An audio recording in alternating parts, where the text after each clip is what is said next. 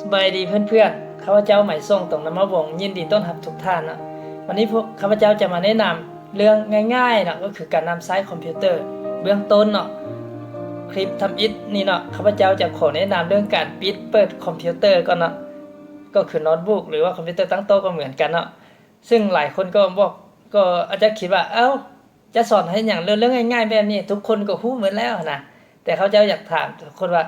ทุกคนคิดย้อนกลับไปตอนสมัยที่เฮามันยังบ่ทันเป็นนะแล้วเฮาได้เริ่มต้นเรียนเฮาได้เรียนแนวใดเนาะมันเฮารู้สึกแนวใดเนาะและทุกคนก็ย่อมเริ่มจากเรียนภาษาเนาะแล้วก็เริ่มจากกอไก่ขอไข่คอควายงองัวแม่นบ่ถ้าเฮาบ่มีอาจารย์ประถมสอนเฮาตั้งแต่สมัยนั้นเฮาจะรู้จักบ่เนาะแล้วก็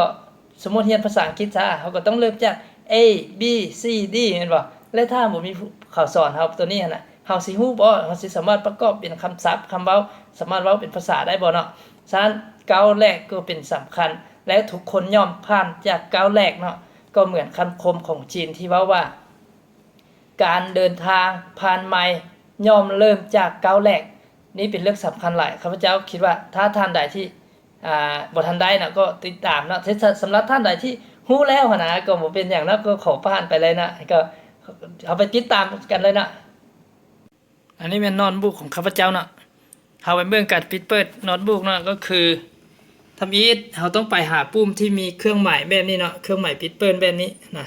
เฮาต้องไปหามันให้เจอก่อนแล้วเฮาก็กดบัดเดียวเนาะกดครั้งเดียวปึ้งออกมาเลยเนาะแล้วก็เบิ่งเลยหน้าจอมันจะเป็นอะไรท่านเอาติดตามขึ้นแล้วเนาะขึ้นแล้วหน้าจอภาพสวยๆเนาะวันนี้เราก็คอมพิวเตอร์ข้าพเจ้ามีพาสเวิร์ดเนาะเราก็ติดเตะใส่บัตรนึงเราสิเตะปุ่มใดก็ได้เนาะเราสิเตะอันตัวนี้ก็ได้หรือเราสิเตะที่เครื่องหมายนี่ก็ได้นะย้ำวางนี่ก็ได้วันนี้เราก็ใส่พาสเวิร์ดใส่พาสเวิร์ดใส่ปึ้งก็ออกมาแล้วเนาะนี่เป็นการเปิดคอมพิวเตอร์เนาะง่ายเป็นบ่ท่าน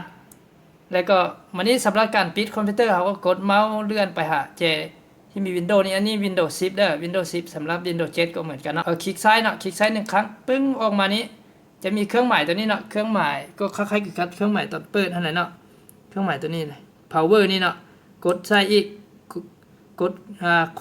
กดซ้ายเด้อกดซ้ายใส่แล้วมันนี่ก็ไปเลยเนาะ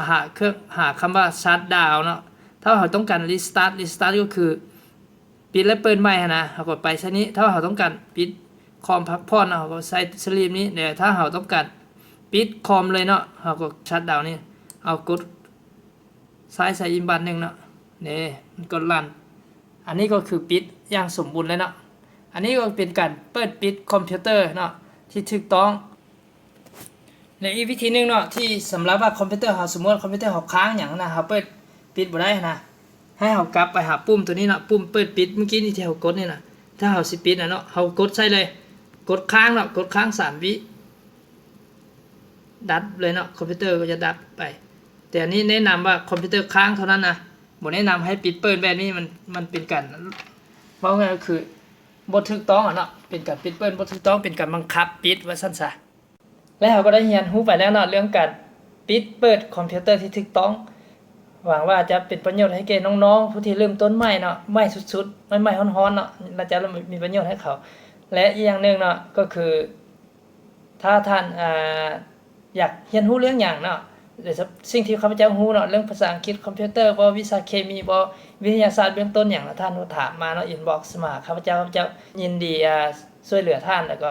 อธิบายให้ท่านเนาะท่านมื้อนี้พบกันซ้ำนี้ก่อนขอขอบใจพบกันหน้าพบกันใหม่อย่าลืมติดตามส่งข้าพเจ้าใหม่ส่งคอร์สชิงเนาะขอขอบใจนะ